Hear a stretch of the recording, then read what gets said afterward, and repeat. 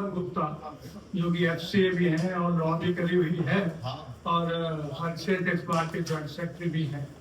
तो हमारे को उसके बारे में जो भी है डिटेल में बताएंगे और उसके बाद कोई क्वेश्चन आंसर या कोई भी प्रॉब्लम होगी तो ओपन हाउस में all most welcome.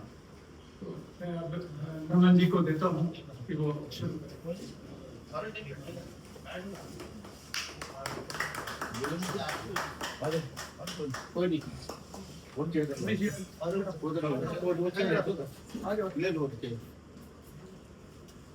First of all, I would like to thank all of you for giving me an opportunity to express my views on unpacking of tax reforms in Union Budget 2026. And special thanks to President Sir Surinder Manjal Sir, VP Vice President Devinder Singh Sir in absentia, Secretary Sunita Gawal Sir, Joint Secretary Sanjay Singh Sir. Sir union budget आया, सबके दिमाग में एक ही चीज चल रही थी कि अब हमारे को क्या रिलीफ मिलेगा। हम सब जने अपने अपने रिलीफ की देख रहे थे और टैक्स पेयर की सोच रहे थे।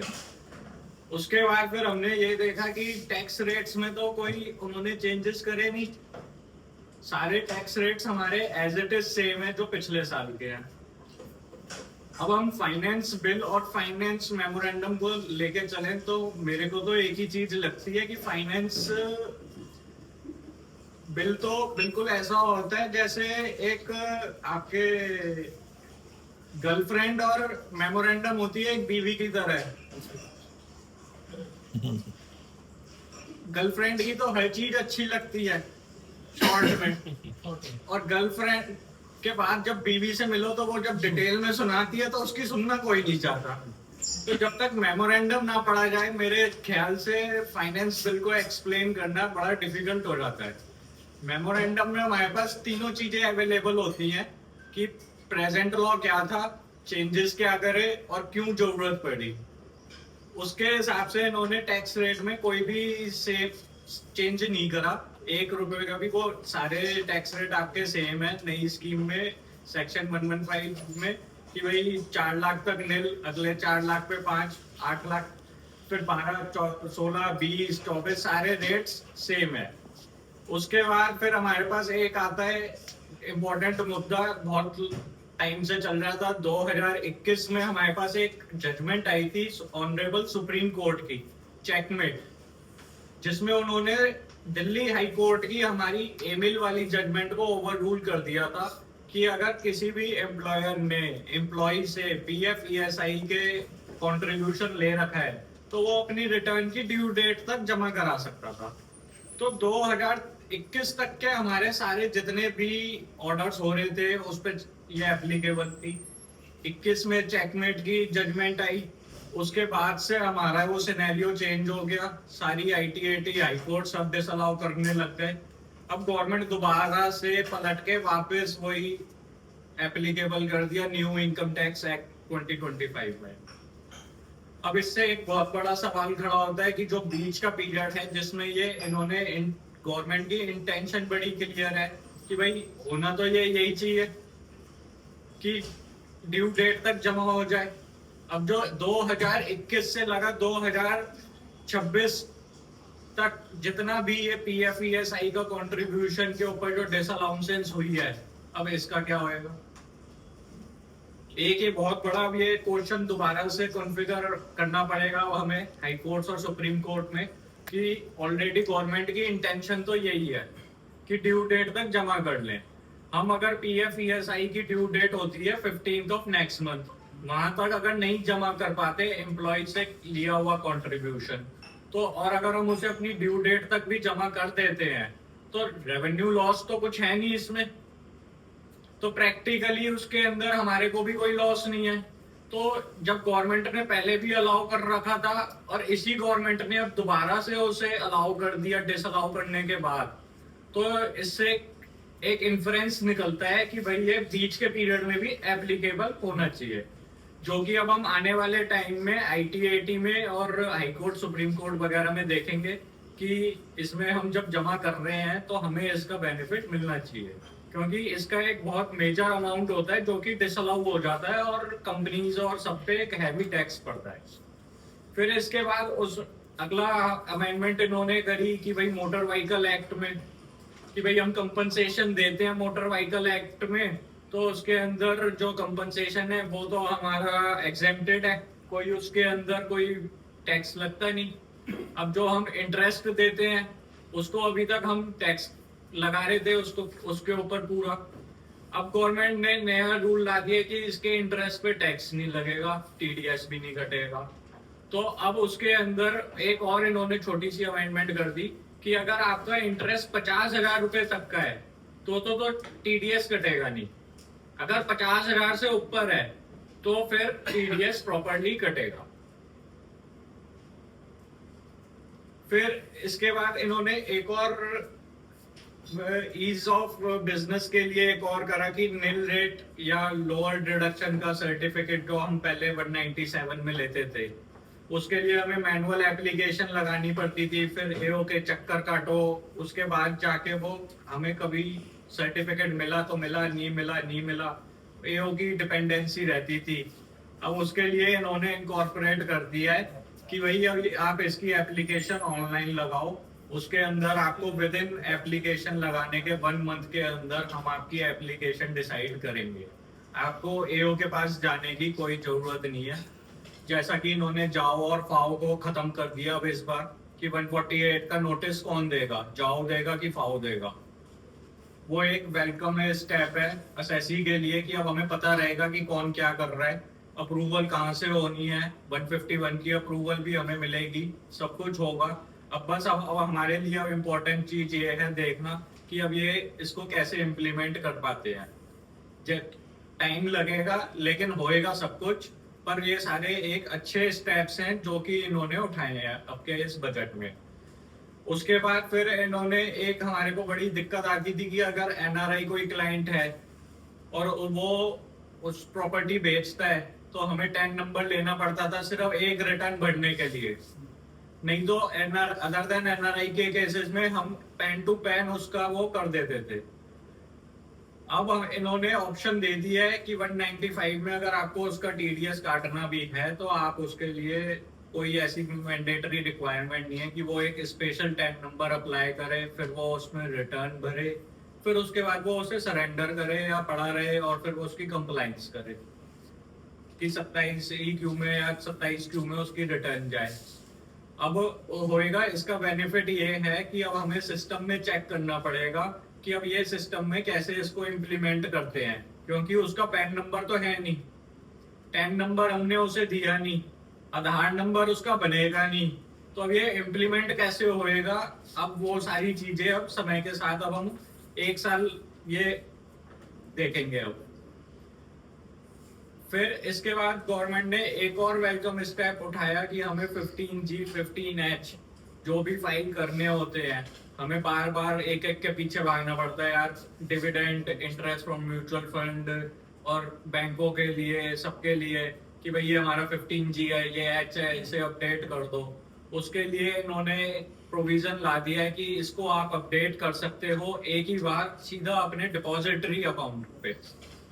एक आप वहाँ 15GH दे दो, आपको हर एक का जितना भी डिविडेंड आ रहा है, जितनी भी आपके पास मेल आती है कि आपको इस पे डिविडेंड पे अब टीडीएस कटेगा, तो अगर नहीं कटवाना तो आप 15GH दे दो एप्लीकेबिलिटी के हिसाब से, या इनकम फ्रॉम म्यूचुअल फंड हो रही है कोई सी भी तो उसके अंदर आप वो दे दो हमें 15GH, तो अब वो सब नहीं देना पड़ेगा। और ये वाली जो एप्लीकेबिलिटी है ये 1 अप्रैल 2027 से एप्लीकेबल होगी, क्योंकि डिपॉजिटरी में अभी ऐसा कोई फंक्शन नहीं है एज ऑन डेट कि हम उसे अपडेट कर सके कहीं पे भी।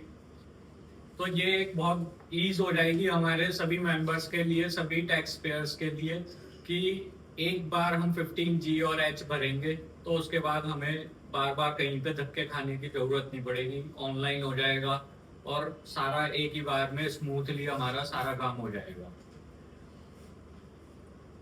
उसके बाद हमारी आती है मैन पावर। मैन पावर पे शुरू से लड़ाई चल रही थी कि हम कितना टीडीएस काटें, इसको हम प्रोफेशनल इनकम माने कि क्योंकि हमारे मैन पावर में हम कुछ प्रोफेशनल भी देते हैं, कुछ नॉर्मल स्किल्ड लेबर देते हैं, अनस्किल्ड, सेमी स्किल्ड, हर तरीके की देते हैं। तो उस पर अभी तक हमारा व्यू चल रहा था कि भाई इस पे मैक्सिमम रेट ऑफ टीडीएस काट लो 10%। प्रोफेशनल में गवर्नमेंट कहती थी कि भैया आपने 1% काटा है या 2% काटा है। तो अब उसको इन्होंने रैशनलाइज करके उसकी डेफिनेशन ही चेंज कर दी। मैन पावर को अब इन सब ने उसमें ऐड कर दिया डेफिनेशन ऑफ वर्क में, और अब इसके ऊपर लगेगा कॉन्ट्रैक्टर के हिसाब से आपका 1% या 2%। तो उससे अब हमारे को एक ईज हो गई कि अब हमारा पैसा ब्लॉक नहीं होगा जो हम 10% टीडीएस जमा करते थे। उसके बाद फिर आता है आपका नॉन लाइफ इंश्योरेंस बिजनेस से, जो अब हमारे को इनकम और कंपनियों को, हमारा अगर कोई क्लाइंट है तो उसके में क्या होता था कि हम जैसे अपनी पेमेंट करते थे नेक्स्ट ईयर में, टीडीएस भी उसी साल में काटते थे या पहले काट लेते थे। उसमें हमारे को एक बहुत बड़ा इशू होता था मिसमैच ऑफ इनकम आ रही है अगले साल या टीडीएस भी कट रहा है अगले साल, और वो बिलोंग करती है प्रीवियस टैक्स ईयर को। जनरली ये मार्च में जितनी भी कमीशन या इनकम या ब्रोकरेज के वॉट एवर नेम्स हो, ये जो भी देते थे उसके ऊपर ये सारा जितना भी करते थे, अब उसका एक अब हमें रिलीफ मिल जाएगा कि ये खर्चा हम उसी साल में बुक कर पाएंगे जिसमें हम पेमेंट कर रहे हैं। तो ये एक non life insurance business company के लिए एक वेलकम स्टेप है, क्योंकि इसमें उनकी कैपिटल ब्लॉक हो जाती थी पहले, क्योंकि टीडीएस वो काट देते थे और बाद में पता चलती थी कि कमीशन में फ्लक्चुएशन हो रही है, कुछ भी हो रही है, तो वो चेंज करना एक कन्वर्सन प्रोसेस हो जाता था। तो उसके हिसाब से अब इसके अंदर हमें बहुत आसानी हो जाएगी कि भाई आने वाले टाइम में ये 1 अप्रैल 2026 से नए एक्ट में एप्लीकेबल है, तो इसके अंदर कोई भी हमें दिक्कत नहीं आई। एक हमारा इन्होंने अब की बार एक बढ़िया काम करा है कि जितनी भी हमारी आईटीआर की डेट्स थी वो चेंज कर दी, उससे एक हमें काफी रिलैक्सेशन मिलेगा। जो भी हमारे सिर्फ इंडिविजुअल है, नॉर्मल इंडिविजुअल असेसीज 1 और आईटीआर 1 और 2 के, उनके लिए हमारे पास आईटीआर फाइल करने की डेट हो गई 31 जुलाई, और जो हमारे नॉन ऑडिट बिजनेस वाले हैं जैसे कंपनियां या पार्टनरशिप फर्म, उनके लिए हो गई 31 अगस्त। तो अब हमें 1 महीने का एडिशनल टाइम मिल गया कि 31 जुलाई पे एकदम से मारामारी ना करके हम उधर थोड़ा सा कंसंट्रेट कर पाए। बाकी तो 30 सितंबर अपनी ऑडिट की और 31 अक्टूबर अपनी उसके बाद हो, और 30 नवंबर टीपी के केसेस में, ट्रांसफर प्राइसिंग के केसेस में dates as it is same है। बस अब हमें दिक्कत थोड़ी सी अब ये बढ़ने वाली है इसमें कि भाई जब हम ऑडिट का 30 सितंबर का काम कर रहे होंगे तो उस समय हमारे पास 31 अगस्त वाली भी अब रिटर्न आएंगी जो लेट आएंगे। सबके यहाँ 10-5 मिनिमम ऐसे होते हैं जो बिल्कुल आखिरी डेट पे ही जागते हैं और उसी दिन आके कहेंगे जी हमारी तो आईटीआर आज ही भर दो, चाहे जो भी भरनी है वो अब आप देखो वकील साहब आपने करना है, मेरे को कुछ नहीं पता। वो तो हमें भगवान मान के उस समय सपोर्टर में दे जाएगा कागज, और उसके बाद हमारा टाइम ऑडिट की बजाय हमें ऑडिट करने के लिए टाइम बड़ा कम मिलेगा। 1 महीने में हमें सारी ऑडिटें करनी पड़ेंगी। और ये वाले सेक्शन की जो इन्होंने अमेंडमेंट करी है ये कर दी है 1 मार्च 2026 से, तो इट मीन्स कि ये करंट ईयर में भी एप्लीकेबल हो गई थी। अब जो 31 की हमें रिटर्न करनी है तो अब हमें अपनी ऑडिटें भी जल्दी जल्दी कंप्लीट करनी पड़ेंगी। अब की बार हम एंड तक वेट नहीं कर पाएंगे कि क्लाइंट कब डाटा देगा कब वो हम करेंगे, क्योंकि अब हमारे पास सिर्फ 1 महीना बचा इफेक्टिव। 31 जुलाई तक हम वो भरेंगे और उसके बाद फिर हम ये करेंगे। और उसके बाद भी हमारे पास एक आफत इन्होंने और दे दिया है आईटीआर यू जो 4 साल तक हम रिवाइज कर सकते हैं। वो भी क्लाइंट उसी समय जागेगा कि भैया पिछले साल की तो मेरी में ये गड़बड़ी थी, लॉस हमारा कम हो गया या बढ़ गया या जो भी हो गया, जो केसेस में हम फाइल नहीं कर सकते थे वो सबके लिए भी वो अभी जागेगा। तो हमारे को अब 31 अगस्त तक तो हर हालत में अपने कम से कम मैक्सिमम ऑडिटें कंप्लीट करनी पड़ेंगी, नहीं तो 31 अगस्त के बाद हम सारी ऑडिटें फाइनलाइज करना और क्लाइंट से डाटा लेना बहुत डिफिकल्ट प्रोसेस होने वाला है अब हमारे लिए। फिर इन्होंने एक और स्टेप कर दिया है कि पहले तो अब हम सिर्फ जितनी भी अपनी ITR रिवाइज करते थे 9 मंथ्स में करते थे from the end of relevant assessment year, तो 31 दिसंबर तक हम रिवाइज कर सकते थे या बिलेटेड रिटर्न भी तब तक फाइल कर सकते थे। अब इन्होंने उसको 9 मंथ से हटा के 12 मंथ्स कर दिया है, तो हम अब 31 मार्च तक अपनी रिटर्न रिवाइज कर सकते हैं, बिलेटेड रिटर्न भी, और उसके अंदर अगर कोई लॉस वगैरह है तो वो सब भी। अब वो एक वेलकम स्टेप है कि चलो उधर हमें थोड़ा सा टाइम मिल गया कि 99C से थोड़ा सा फ्री होके अब हम शांति से उन 3 महीनों में रिवाइज रिटर्न कर पाएंगे, सही से चेक भी कर सकते हैं। कोई अगर हमारी 31 जुलाई 31 अगस्त के चक्कर में कोई गलती हो गई या हम कोई शॉर्टकट अपना रखा है हमने किसी ने, तो वो भी अब हम रेक्टिफाई कर सकते हैं। उसमें सिर्फ एक छोटी सी हमारी फीस जमा होगी सेक्शन 234I की 1000 और 5000, जिसकी 5 लाख तक की टोटल इनकम है उस पे 1000 फीस लगेगी, 5 लाख से ऊपर वाले पे 5000 फीस लगेगी। जैसे पहले ITR यू में ले रहे थे ये वही कंसेप्ट इन्होंने 234I इंट्रोड्यूस करके और इसको 1 मार्च 26 से एप्लीकेबल कर दिया सबके लिए। तो इसमें हमारे पास थोड़ा सा रिलीफ है कि भाई हम अब जनवरी से मार्च में जब खाली होते हैं तो कम से कम अपनी पुरानी रिटर्न देख के चेक करके उसको रिवाइज कर लें और जो भी है डिस्क्रिपेंसी उन्हें सॉर्ट आउट कर दें। फिर ITR यू में भी अब की बार रिडक्शन ऑफ लॉसेस अगर कभी होती है तो हम ITR यू फाइल नहीं कर पाते थे, अब की बार इन्होंने वो भी अलाउ कर दिया हमें इसमें 1 मार्च 26 से कि अगर ITR यू में अगर आपका लॉस पहले था, अब आप उस लॉस को कम कर रहे हो या उसे पॉजिटिव कर रहे हो तो अब आपको वो करने देगा। ये काफी प्रॉब्लमेटिक इशू था, इसके ऊपर बहुत लिटिगेशन चलती थी अननेसेसरी की कि भाई हम रिटर्न ही रिवाइज नहीं कर पा रहे तो कैसे इसको आगे चलाएं। तो अब हम ITR यू में पिछले 4 साल तक की भी कर सकते हैं, तो वो हमारे को एक आसानी हो जाएगी। और इसके अंदर अब हम इन्होंने एक और एडिशन भी कर दी कि अगर 148 का भी नोटिस आ गया आप उसके बाद भी ITR यू अपडेट कर सकते हो, तो प्रोसीडिंग वहीं खत्म हो जाएगी अपडेट होते ही, ऑर्डर आने के बाद भी कर सकते हो। ITR यू में भी इन्होंने चेंज कर दिया कि फर्स्ट ईयर के बाद असेसमेंट ईयर से फर्स्ट ईयर के बाद करते हो तो आपको 25% एडिशनल इनकम टैक्स देना है इंटरेस्ट के साथ, और उसके सेकंड ईयर में 50, थर्ड ईयर में 60%, फोर्थ ईयर में 70%। इसका एक बहुत बड़ा इम्पैक्ट ये आएगा कि हमारे जो सर्च प्रोसीडिंग हुई, सर्वे हुए, उसमें भी अब हम ये भी वहां पे भी हम ये अगर डिक्लेयर कर देते हैं ITR यू में तो हमें बहुत बेनिफिट मिलेगा कि हमारी प्रोसीडिंग वहीं खत्म हो जाएगी उसी स्पॉट पे, क्योंकि नहीं तो ये सबकी ब्लॉक असेसमेंट करते थे।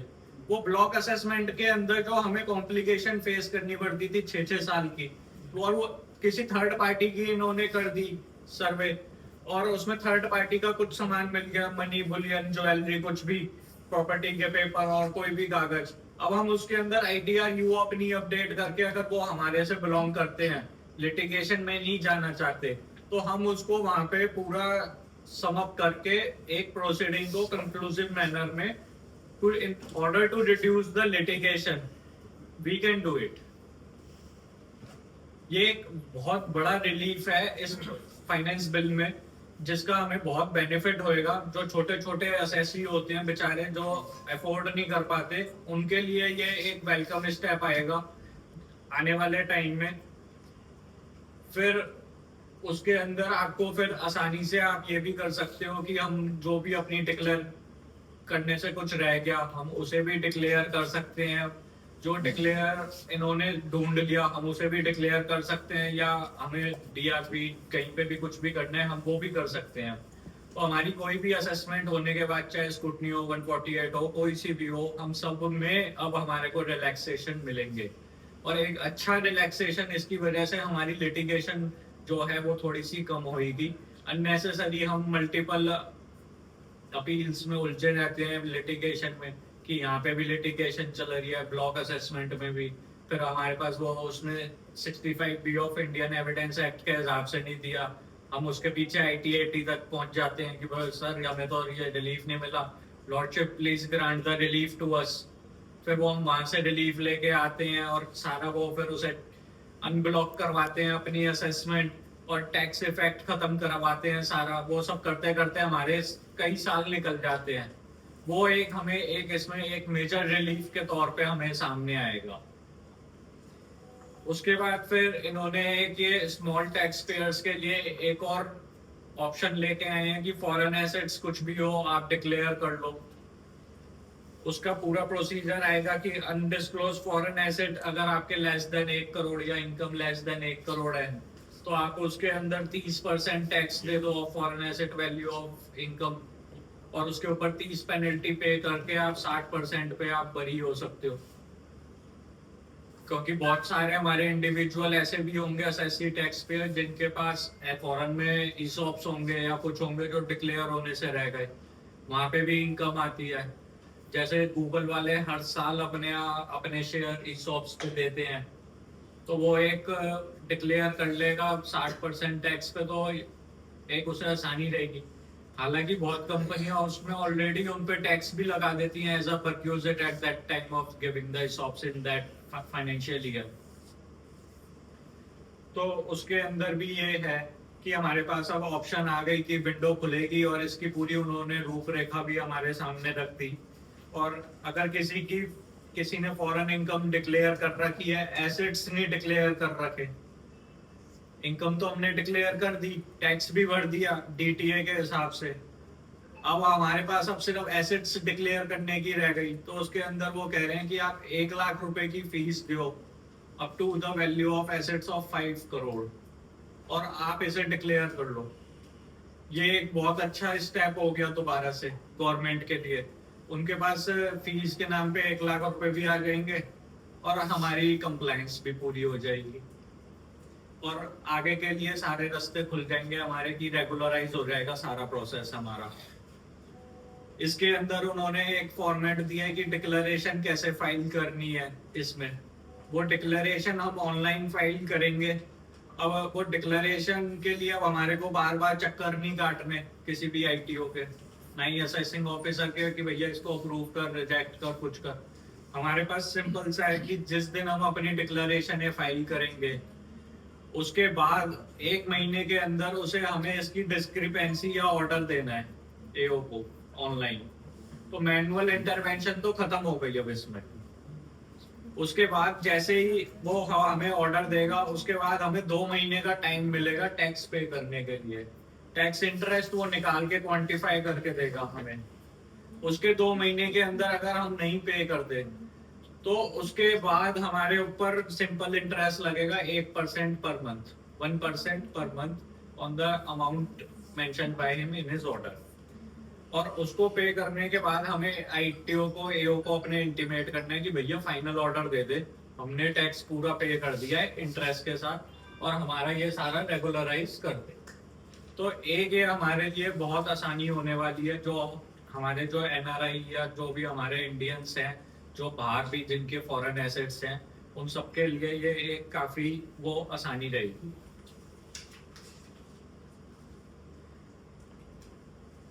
अब इन्होंने ब्लॉक असेसमेंट में भी हमारे को रिलैक्सेशन दे दिया कि थर्ड पार्टी का अगर हम ब्लॉक असेसमेंट करते हैं तो सिर्फ उसी साल का खुलेगा।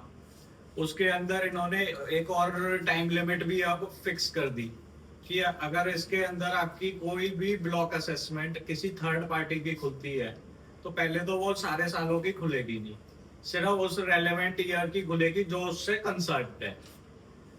जैसे किसी का आज की डेट में सपोज 2023 का उसको मटेरियल मिलता है ड्यूरिंग सर्च, तो वो 2023 का ही उसी साल का ही थर्ड पार्टी का खोलेगा। उसके अलावा वो उसमें कोई इंटरवेंशन नहीं करेगा। और वो भी उसे जिस साल में उसने सर्च करी उसके बाद जो उसने लास्ट सर्च ऑथराइजेशन नोट बनाया अपना, उसके क्वार्टर के एंड होने के 12 महीने के अंदर उसे अपनी कंक्लूडिंग प्रोसीड करनी पड़ती। अगर प्रोसीडिंग कंक्लूड नहीं करता तो वो लिमिटेशन पीरियड से बाहर हो जाएगा। और लिमिटेशन पीरियड के बाहर एक बार जाते ही फिर तो एसएससी की बल्ले बल्ले है, फिर तो वो कुछ भी कर ले कुछ भी नहीं होना। टाइम बार्ड हो जाएगा, केस विल बिकम टाइम। फिर उसमें कोई कंडोनेशन का कुछ वो नहीं मिलेगा उसे बेनिफिट कि भैया हमने ये नहीं हुआ वो नहीं हुआ, टाइम कुछ भी है। प्रैक्टिकली उन्हें 15 महीने मिल गए एक तरीके से, और 15 महीने बहुत है। जिसने 15 महीने में काम नहीं करा वो अगले 2 साल भी दे दोगे तो वो उसमें भी कुछ नहीं करेगा। फिर हमारे ऑडिट रिपोर्ट्स पे भी इन्होंने अब वो पेनल्टियां चेंज कर दी। पहले 0.5% ऑफ टर्नओवर और 1,50,000 विच एवर इज लो थी, अब इन्होंने वो भी हटा दी। कह रहे हैं जी अब 75,000 और 1.5 lakh according to the time कितना आपका डिले है उस हिसाब से 75,000 और 1.5 लाख लगेगी अब। और उसको भी पेनल्टी वर्ड हटा के फीस कर दी। तो गवर्नमेंट को बिजनेस पे ये है कि हर चीज फीस है, पेनल्टी कुछ नहीं है। और अगर हम टीपी वगैरह की और कोई इंटरनेशनल ट्रांजैक्शन की पहले भी उसमें भी 1 लाख पेनल्टी होती थी कि डोमेस्टिक फाइनेंशियल ट्रांजैक्शन या स्पेसिफाइड ट्रांजैक्शन की उसके ऊपर हमने रिपोर्ट नहीं दी तो उस पर भी 1 लाख पेनल्टी लगती थी। उसे भी इन्होंने रिड्यूस करके 50,000 और 1 लाख कर दिया है in terms of delay. 92CE वाली जो होती थी वो सारी। फिर उसके अंदर इन्होंने कर दिया कि जी अब आपकी जो भी असेसमेंट हो रही है उसमें क्या करना है जी, अंडर रिपोर्टिंग है कि मिस रिपोर्टिंग है। अब एक नई लड़ाई पैदा होने वाली है इससे हमारे पास। सारे वकीलों पे खूब काम आएगा कि ये अंडर रिपोर्टिंग है कि मिस रिपोर्टिंग है। पेनल्टी उसी हिसाब से लगेगी असेसमेंट पे। वो कहेगा जी ये अंडर रिपोर्टिंग है या मिस रिपोर्टिंग, हम कहेंगे दूसरी ये मिस रिपोर्टिंग नहीं है, ये अंडर असेसमेंट को अंडर रिपोर्टिंग है। अब तो एक नई लड़ाई और शुरू होने वाली है इसमें, और खूब अपीलें आएंगी इसमें। और CIT अपील ने तो जैसे अभी तक चल रहा है वैसे ही चलना है। मैटर जाएगा ITAT, वहां डिसाइड होंगे। अब ये बताओ कमल सर।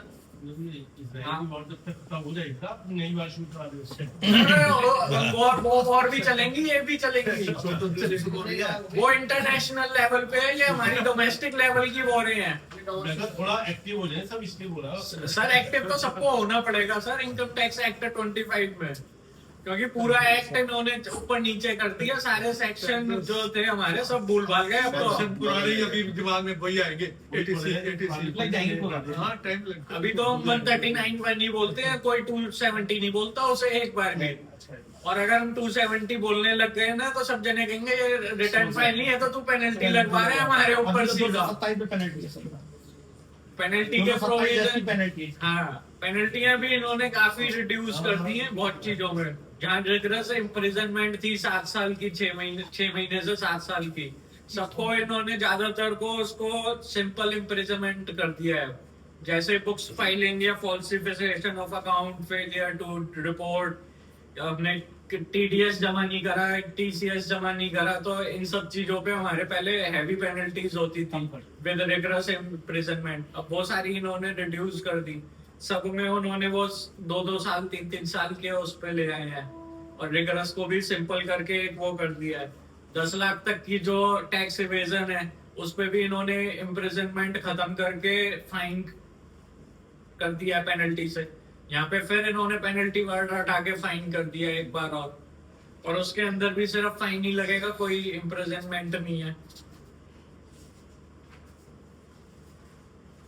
सर जो इन्होंने सबसे मेजर एक सेक्शन था 115BBE, जिसमें पेनल्टी लगती थी 60% डिमोनेटाइजेशन के टाइम पे आया था, और उसकी एप्लीकेबिलिटी एक्ट के हिसाब से थी असेसमेंट ईयर 17-18 से। उसकी पेनल्टी आज की डेट में अगर हम उसकी कोई सी भी हमारी डिमोनेटाइजेशन की असेसमेंट होती है या कोई भी ऑर्डर है तो उसके अंदर में ये लोग लगा देते 60% पहले पेनल्टी, 30% टैक्स प्लस इंटरेस्ट, तो वो 120% बन जाता था। उसके ऊपर ITAT ने और दिल्ली हाई कोर्ट ने एक जजमेंट पास करी कि ये सेक्शन 115BBE ये डिमोनेटाइजेशन के केसेस पे एप्लीकेबल है ही नहीं। और ये ITAT का मेरा खुद का जजमेंट है जिसके अंदर उन्होंने फर्स्ट टाइम रिलैक्सेशन दिया था कि भाई 115BBE is not applicable from 1 April 2016 and it is applicable from 1 April 2017. तो उसमें हमें सबसे बड़ा बेनिफिट उस समय मिला कि हमें 60% पेनल्टी नहीं लगती थी, नॉर्मल प्रोविजंस हमारे एप्लीकेबल हो गए थे। तो एक वो हमारे को बहुत बड़ा बेनिफिट है। आज भी हमारे ITAT CIT अपील पे बहुत केसेस पेंडिंग है, जिसके अंदर हमारे आज भी वो 115BBE की एप्लीकेबिलिटी कर रहे हैं और उनको पास कोई सी भी जजमेंट इसकी नहीं है। इसका अभी का रिसेंट केस है हमारा ही, वो था अभी नवंबर का केस था, मैं अभी याद करके बताता हूँ, वो शेयर कर दूंगा। उसके अंदर उन्होंने 115BBE को खत्म कर दिया कि ये 1 अप्रैल 17 से लगेगी, और हमारे ऊपर उन्होंने 5 करोड़ की डिमांड निकाल रखी थी, डिपार्टमेंट ने उसको रिड्यूस करके हमारी 115BBE खत्म कर दी, नॉर्मल प्रोविजंस लगे और नॉर्मल कोर्स में हमारा वो मैटर क्वैश हो गया ITAT से। सर अब इसके बाद इन्होंने एक और इंडिया में इकोनॉमी बूस्ट करने के लिए एक डाटा सेंटर की फैसिलिटी, स्पेसिफाइड डाटा सेंटर बनाए हैं। उसके लिए डाटा सेंटर के लिए जो भी AI का काम करेंगे उस डाटा सेंटर में, और फॉरेन डाटा सेंटर से वो इंडिया से रिसर्च कराते हैं, तो उसके ऊपर इन्होंने 100% एग्जेम्पशन दे दिया है। वो एक बहुत बड़ी एग्जेम्पशन है जिसके बेसिस पे हमारे को काफी रिलीफ मिलेगा उन केसेस में। और उसका जो सनसेट क्लॉज रखा है इन्होंने, मार्च 2047 रखा है, 20 साल का आगे का सनसेट क्लॉज उसका एग्जेम्पशन के लिए, और उसमें स्पेसिफाइड उन्होंने कंडीशंस कर दिया है, हमारी गवर्नमेंट से अप्रूव करवाओ उसे, और उसके बाद आप इसके अंदर आप वहाँ से फॉरेन से इन्वेस्टमेंट भी आएगा हमारे में कंट्री में, और उसके बाद जो भी यहाँ से होएगी इनकम, उसके ऊपर फॉरेन इनकम जो उन्हें भी होगी सारी एग्जेम्प्ट करेंगे। ये डाटा सेंटर सर्विसेज के लिए बहुत मेजर रोल प्ले करेगा एक। उसके बाद फिर इन्होंने TCS में काफी सारे चेंजेस कर दिए। TCS में जैसे तेंदू लीव्स वगैरह पे पहले 5% TCS लगता था, लिकर पे भी ऐसे ही 1% लगता था, स्क्रैप पे 1% था, कोल वगैरह पे 1, चंदन वगैरह पे 5, और ओवरसीज टूर पे 20% और 5% TCS काटते थे। अब इन्होंने इन सब को डिलीट करके सब पे एक फ्लैट रेट कर दिया 2%। 2% TCS जमा कराओ और अब आप फॉरेन टूर घूम के आओ। अब आपके 15%, वो आपके 17% और 3% बच जाएंगे, मिनिमम 17-18%, जो हमारी कैपिटल ब्लॉक होती थी। लेकिन एक चीज और भी है कि अब इनके पास सारा डाटा आता जा रहा है कि कौन कौन कहाँ घूम के आ रहा है, और AIS से तो सारा इनके पास अब सारा डाटा लिंक हो गया आधार कार्ड से। हमारा रिटर्न खोलो तो सबसे पहले ये पता चलती है कि इस साल में SSC हमारा कितने फॉरेन ट्रिप मारे आया है और इनकम कितनी दिखा रहा है। पता चलती है 5 लाख की इनकम दिखा रहा है, फॉरेन ट्रिप है 10 तो वही के।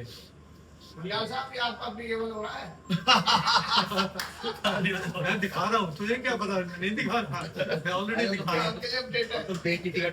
तो मुंजाल सर से तो रिक्वेस्ट ये है कि सारे मेंबरों के टूर करवाएं, तो वो international tour conference of agri sir Dubai में यहाँ की रिकॉग्निशन तो चलती रहेगी। साल में कम से कम 2 रेजिडेंशियल ट्रिप रखो सर वहाँ के कॉन्फ्रेंस के। अभी सेफ नहीं है, पर नहीं सर, सेफ वाली कंट्रियों में जाओ सर, आस-पास की ईरान में रख लो ना। ईरान में क्यों जा रहे हैं सर? मैं तो बोले नहीं मस्त हुई। जब तक हमारा प्रोग्राम बनेगा तब तक हालात ठीक हो जाएंगे, चिंता मत। अभी तो सर अप्लाई करो सबके वीजा, वीजा अभी वीजा अप्लाई करो, तब तक उनकी लड़ाई बंद हो जाएगी। तेल के रेट भी कम हो जाएंगे, डॉलर भी सस्ता हो जाएगा हमारे जाते जाते। ये तो मुंजा साहब कराइए सब। हाँ कह रहा हूँ ये तो मुझे साहब के हाथ में है। बाकियों को बताते हैं, अपना नहीं कर सकेंगे, पहले बताओ। तो एक एक बढ़िया बढ़िया ट्रिक कराओ सर सबको इसी बहाने। सर आपकी याद रहेगी ना, आपकी मेमोरी रहेगी ये कि आपकी तरफ से एक ट्रिप मिला। कोई स्पॉन्सर में अमरीश गौतम सर। पूरा दे दिया ये तो बढ़ते जा रहा है। और ये नहीं, तालियां बजा दो आगे में तालियां बजा दो। और ये नाइन करने के लिए कहा है, ये थोड़ी है कि आपके लिए सही होगा। सर सब सहयोग करेंगे, हम सब आपके साथ हैं, कोई दिक्कत वाली बात नहीं। बनाओ, ले चलो। ले चलो सर, जितनी जल्दी हो सके ट्रिप ऑर्गेनाइज करो। वही पास ही है। हाँ पास नहीं है ये तो भाई। सर दुबई में तो वीजा की भी दिक्कत नहीं है, ऑन अराइवल है। हाँ ऑन अराइवल है, और बैंगलोर जितना रास्ता है बिल्कुल, जितना बैंगलोर पे है। 2 घंटे में सुबह शाम में भी होके आ सकते हैं। सब गोल्ड लेकर आना वहाँ से। अब तो महंगा भी हो गया है गोल्ड। गोल्ड लेगा ना, गोल्ड क्यों लेगा, गोल्ड को बोलो गोल्ड लेके आना। गोल्ड तो पिघल जाएगा सर, गोल्ड लेके आना। सर हाँ जाओ, गुड़ लेके आओगे सर। सर चेन पहन के आएंगे, सबको वहाँ पे जो स्वागत करा जाएगा वो सोने की चेन से ही स्वागत होएगा। हमारी बार बड़ी रिच बार है। 100 ग्राम। हाँ 10 तोले की चेन से कम से क्या फायदा होगा। सही बात है वो। Sir coming back to the MAT पे ओल्ड रिजीम में बुक प्रॉफिट पे 15% लगता था, कैरी फॉरवर्ड अलाउड था, उसके बाद वो एडजस्टमेंट हो जाती थी हमारी। जितना भी हमारा बुक प्रॉफिट, अगर बुक प्रॉफिट पे अगर हम मैट पे कर रहे हैं और उसमें लो है तो उसका डिफरेंस हमें मिलता था, वो सारा होता था। अब इन्होंने ये एक चेंज कर दिया है, वो नेक्स्ट असेसमेंट टैक्स ईयर से 1 अप्रैल 2026 से आप 14% पे करिए न्यू रिजीम में मैट को, और आपको सिर्फ सेट ऑफ की जितनी भी आपकी लाइबिलिटी बनती है वो आप 25% तक कर पाएंगे। गवर्नमेंट पूरा चाहती है कि आप न्यू रिजीम में आए, पुरानी रिजीम बंद करें, सब जने, और जितना भी काम करो अब न्यू में आओ ताकि हमें कंप्लाइंस आसान हो जाए। और धीरे धीरे वो इतनी आसान कर देंगे कि रिटर्न आईटीआर आदमी खुद भरेगा, ऑटो पॉपुलेटेड आएगी, जैसे अभी आईटीआर 1 और 2 में आ रहा है। सब चीजों पे उन्होंने टीडीएस कर ही रखा है। मार्च में हमें इस समय इंडिविजुअल टू इंडिविजुअल का भी टीडीएस करना है। 50,000 से ज्यादा वालों पे वो छूट गया तो उसकी भी पेनल्टी है। और वो जैसे ही टीडीएस कटेगा, टीसीएस कटेगा, अपने आप रिफ्लेक्ट हो जाएगा। गवर्नमेंट को कुछ करना नहीं, जो आप नहीं दिखाओगे, अंडर रिपोर्टिंग, मिस रिपोर्टिंग, जिंदाबाद। तो आईटीआर को बहुत आसान कर देंगे हमारे लिए कि सारा काम प्रीफिल्ड आएगा आने वाले 1-2 साल के बाद। नोटिस भी फिर एआई से ही आएगा, और ऑर्डर भी जो आईटीओ का बन के आएगा वो भी एआई ड्राफ्टेड होगा। पहले ये लोग बुक्स रिजेक्ट नहीं करते थे अपने किसी भी केस में, अब वो सबसे पहले ऑर्डर के अंदर आता है कि भैया तुमने ये कर रखा है, बुक्स क्यों ना रिजेक्ट करूं 145(3) में। और भले ही वो हमारे को ध्यान में हो चाहे नहीं हो, लेकिन उसके पॉपअप जरूर आ जाते हैं बुक्स रिजेक्ट करने के 145 के, कि जिसमें भी 68, 69 इन्वोक करना है।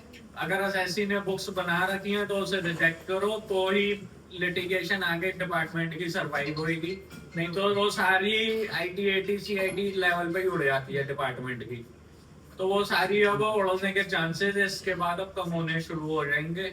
और सीआईटी अपील में भी इन्होंने पिछले साल अमेंडमेंट कर दी थी, उसमें उन्हें पावर दे दी कि भैया अगर तुम्हें रिमांड बैक करना है तो तुम रिमांड बैक भी कर लो, अगर तुम्हें लगता है कि आईटीओ ने कोई गलत काम कर दिया है।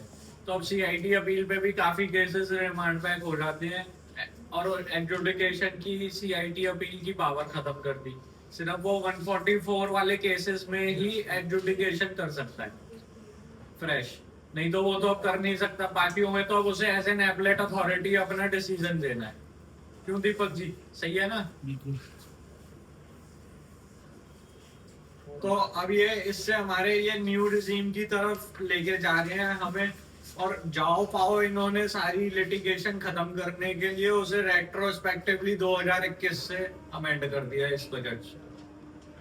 तो जितने भी जाओ पाओ की जुरिडिक्शन के लिमिटेशन के ये हमारे इश्यूज थे, सारे खत्म हो रेट्रोस्पेक्टिव अमेंडमेंट से। तो अब जिसने ऑर्डर करा लिए उसकी तो पार्टी, जिसके अभी ऑर्डर नहीं हुए उसके चलते रहेंगे। आओ अशोक सर, आपका बहुत बहुत स्वागत है। ऑर्डर पेंडिंग है, उसको दुबई को आगे उनको तो दुबई घुमा दिया इन्होंने बैठे बैठे। ऐसे ही दिन का भी इन्होंने ये कर दिया, रेट्रोस्पेक्टिव अमेंडमेंट कर दी 2019 से। जिन केसेस में दिन एक्यूरेट थे, गलत थे, जो भी था वो सारे अब नॉर्मलाइज हो गए।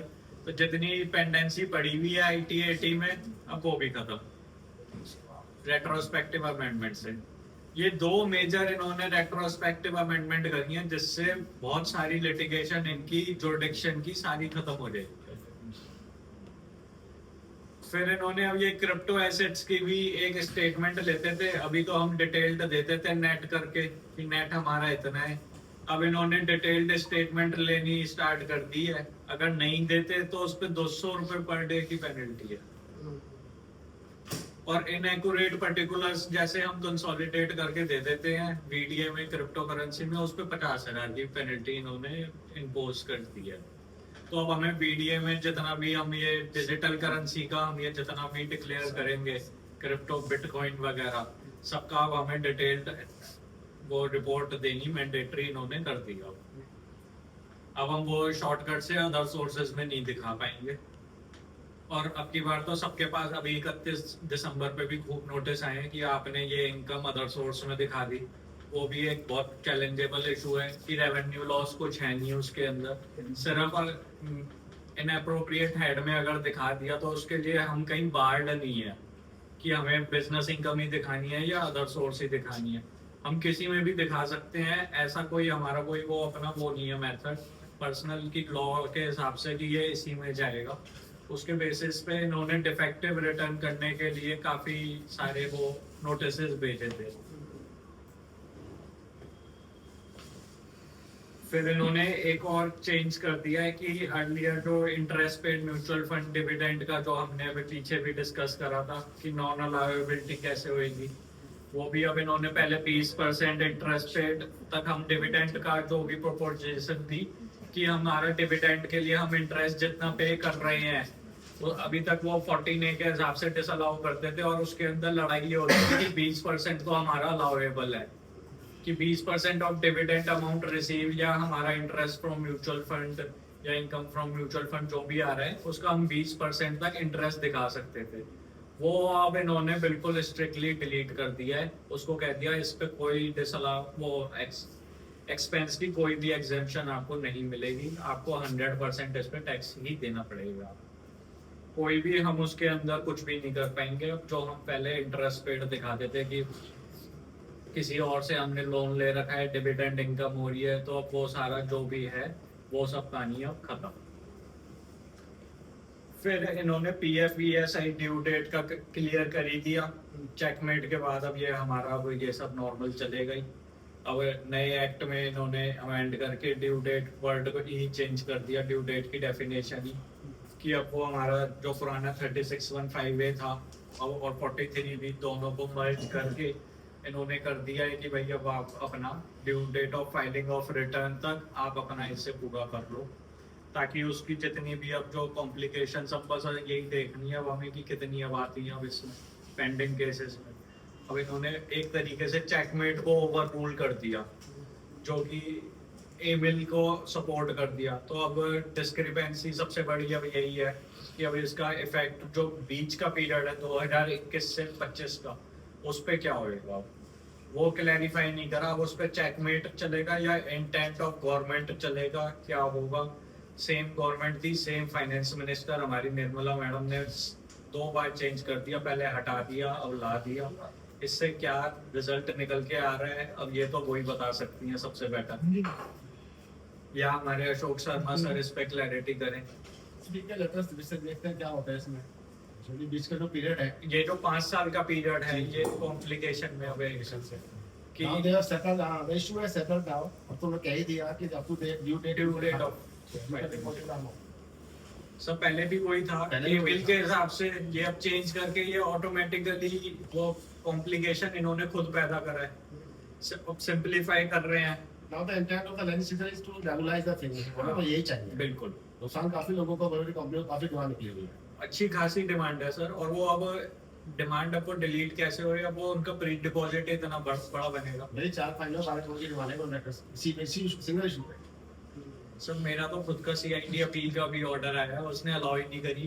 बैंक की से मांग करके लेके आया हूँ अभी 31 मार्च लास्ट डेट, अभी भी करने को तैयार नहीं है। सर बढ़िया है, अब आगे आपको रिलीफ मिलेगा।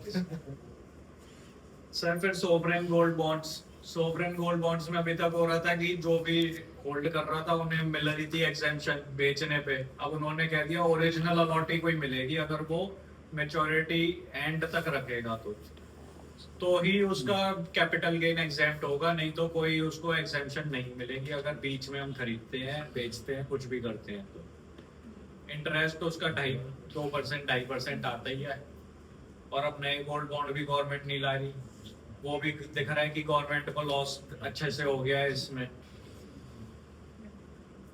उसके बाद एक बायबैक ऑफ शेयर्स है हमारा।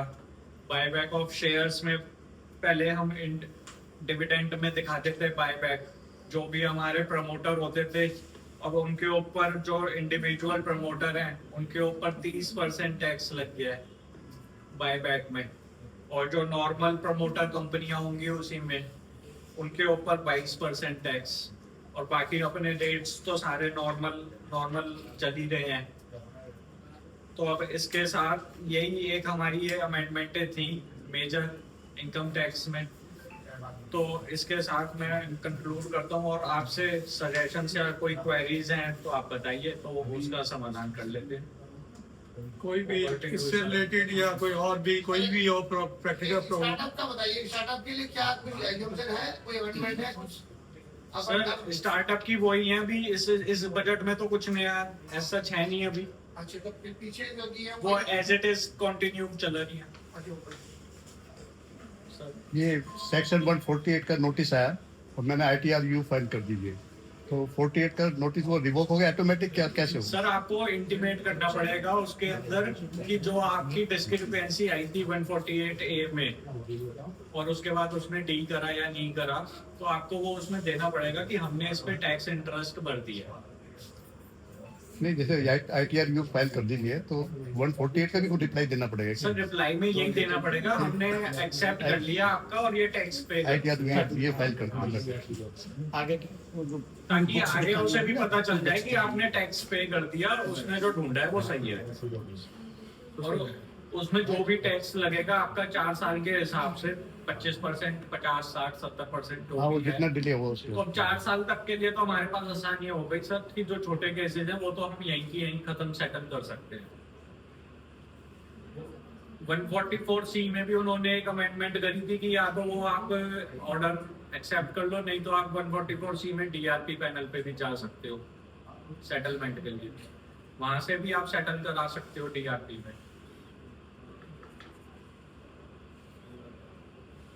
और जो रिवाइज रिटर्न कर सकते हैं आफ्टर 31 दिसंबर, तो सेक्शन 234 फी में क्या हर दफे ये फीस देनी पड़ेगी, वो जो हजारों उस पे हजारों हमारी 5,000 फाइलिंग फीस जितनी रिवाइज करनी पड़ेगी हर टाइम जितनी- देनी पड़ेगी उतनी। उतनी बार 234I में 1000 और 5000 है।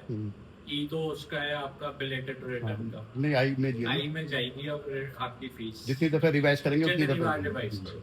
मतलब मार्च तक भी है। हाँ। उसमें सर हमारे को बहुत आसान हो जाए, ऑर्डर ना हो जाए आपका, तभी भी एंड में भी कर सकते हो सर, ऑर्डर से पहले भी फाइनल ऑर्डर ना हो जाए इससे पहले। 4 साल का बहुत टाइम है, क्योंकि 148 का 3 इयर्स की टाइम लिमिट है अप टू 50 lakhs। तो 148 तो बेसिकली ITRU से भी कवर हो जाएगा आपका, अगर आपको सेटल करना है तो। उसके अंदर आपके पास आसानी रहेगी कि वहाँ पे आप छोटी मोटी अगर कोई है क्वेरी तो आप उसको वहाँ पे भी ड्रॉप करा सकते हो। बिल्कुल हम आगे तक हर बारी लिटिगेशन में हर चीज को लेकर जाएं, उससे बेटर है कि हम यहाँ पे भी ड्रॉप कर दें। गवर्नमेंट का पर्पस यही है कि जितनी कम से कम लिटिगेशन पैदा हो वो ज्यादा बेटर है। सिंप्लीफाई की तरफ उनका ज्यादा ध्यान है, हर चीज को वो सिंप्लीफाई करने में और स्टैंडर्ड प्रोसीजर्स अपनाने की तरफ देख रहे हैं।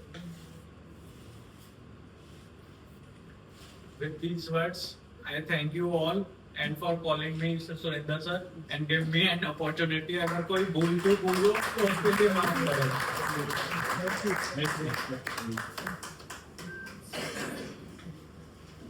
थैंक यू नमन जी. अब मैं राजेंद्र गुप्ता जी से रिक्वेस्ट करूंगा, प्लीज गुप्ता जी स्वागत कीजिए नमन जी का बुके के साथ. सुभाष गुप्ता जी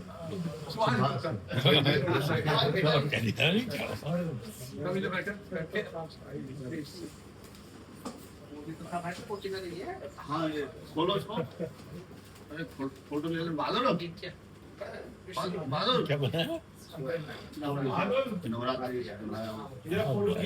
उसमें पटका दिए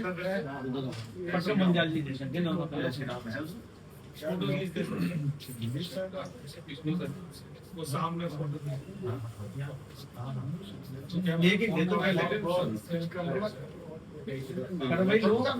हाँ जी हाँ जी एक बार सुंदर जी, एक बार एक बीच में आना चाहिए.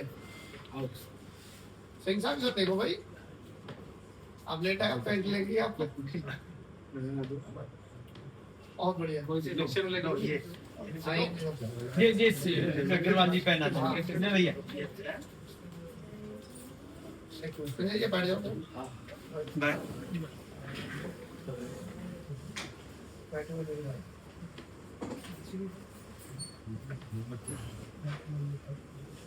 सर इसमें एक चीज और बताओ, जो आपने भी ये एनआरआई का बताया था ना, कैपिटल गेन ऑफ प्रॉपर्टी, जिसमें अगर आधार और पैन है उसके लिए तो वही प्रोसेस करना पड़ेगा ना, पीछे बीएस में चल रहा था. सर एनआरआई के लिए आपको 10 नंबर लेना पड़ेगा. ले हाँ.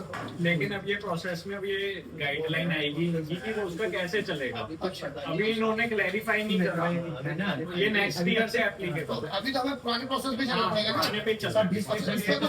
1 अप्रैल 26 के बाद आपको इसमें कुछ सीरियस रिवाइज हुआ है क्या, कुछ कम हुआ है क्या? सब वो तो आपके डीटीए का लगता है. ठीक है. 20 चलता 20 बीसी मान के चलो सर, ज्यादातर डीटीओ में बस बीसी वही है. है, वो उसके लिए बनेगा नहीं उसके बिना आखिर तो फिर केस उसका एक बार DTA फाइल चेक करता कर लो. ना, एनआरआई कटवाने के बाद रिटर्न फाइल करने की भूल जाता है, चला जाता है, किसकी भुगतान इसलिए सरकार लेके चुप हो जाती है. हकीकत ही पूरा ले लेती है वो यही. अभी होल्ड हुआ है प्रोसेस पे ही. अभी तो 1 महीने प्रोसेस हुआ है. अभी लागू होगा, बहुत आएंगे इम्प्लीमेंट. और पूछना किसी को